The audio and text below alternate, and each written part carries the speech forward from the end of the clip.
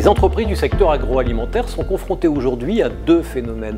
Le premier, c'est une défiance générale des consommateurs vis-à-vis du système alimentaire dans son ensemble. Et le deuxième phénomène, c'est l'explosion du bio. Ces deux phénomènes, on peut les résumer à une demande du consommateur qui est celle de savoir d'où ça vient et comment les produits sont faits, les tracer si vous voulez, que les produits racontent une histoire.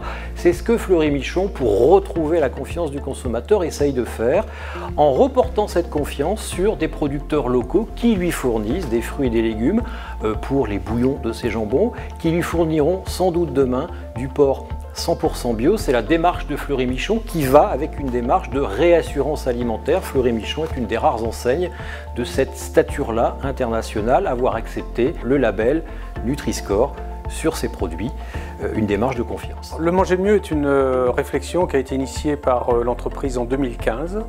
Alors pourquoi en 2015? C'est qu'à ce moment-là, il y a une pression concurrentielle qui est très importante, il y a des scandales alimentaires et il y a une pression sur les prix et une course au volume. Et à un moment donné, c'est plus possible, il faut qu'on repose les bases de notre projet stratégique. Donc on initie une réflexion autour du manger mieux, centrée sur le consommateur, dans lequel on va essayer d'embarquer les différentes réflexions de l'entreprise et les différentes dimensions de l'entreprise, les filières, les approvisionnements, la traçabilité, la production de nos produits, la transformation, les emballages, le service, en embarquant la communauté Fleury-Michon et ses différentes composantes et nos clients.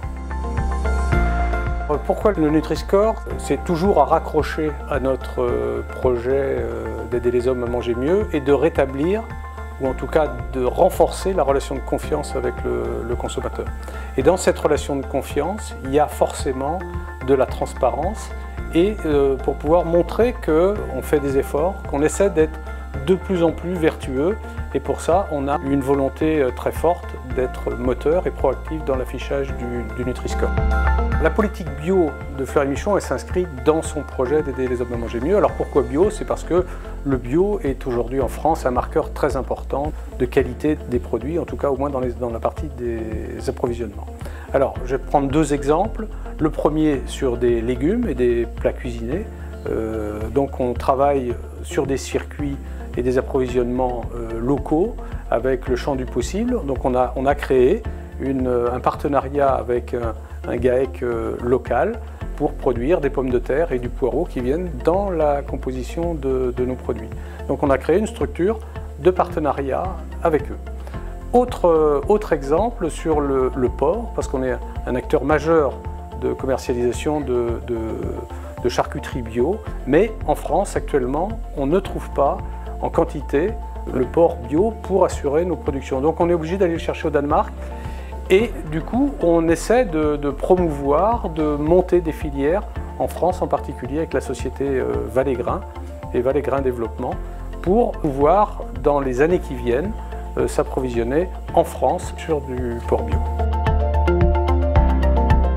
L'ancrage territorial de Fleury-Michon, ici en Vendée, remonte à sa création en 1905 avec l'association de la branche Fleury et de la branche Michon, qui sont des branches vendéennes. Et elle s'est traduite ici à Pouzauges dans les années 1930 avec l'achat de cet outil industriel qui existait déjà, qui comprenait un abattoir, et parce qu'on était au milieu d'un territoire d'élevage. Donc l'entreprise s'est développée, les actionnaires se sont installés ici à Pouzauges, en proximité des salariés, avec historiquement une volonté de développer économiquement l'entreprise, mais de rester en équilibre avec le progrès humain et même social des salariés.